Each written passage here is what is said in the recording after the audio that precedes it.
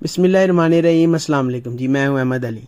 अच्छा, हमारे घरों में जो बैटरियां होती हैं उनके टर्मिनल पे ये कार्बन आ जाता है, तो इस कार्बन को कैसे रिमूव करना है, बहुत ही आसान तरीका लेकर आपके साथ हाजिर हो गया हूं। पूरा ये क्लीन शीशे की तरह हो जाएगा और इस पे एक ऐसी चीज़ लगाऊंगा कि दोबारा कार्बन नहीं इस पे आएगा। तो इसको कैसे रिमूव करना है जी, वीडियो का आगाज़ करते हैं।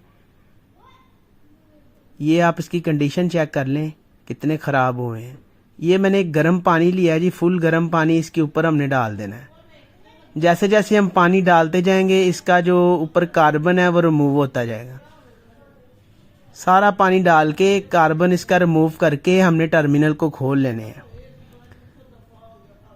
आहिस्ता आहिस्ता पानी डालना है, तो जैसे जैसे पानी डालते जाएंगे कार्बन इसका रिमूव होता जाएगा। ये देखें जी, माशाल्लाह से नए निकल रहे नीचे से। ठीक हो गया। अब हमने जी इसके टर्मिनल रिमूव कर दिए हैं।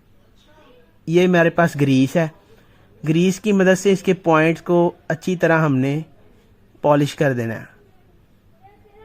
ये थोड़ी सी मैंने ग्रीस ली है, ग्रीस के साथ हमने इसके पॉइंट्स को पॉलिश कर देना है इस तरह से दोनों साइडों से।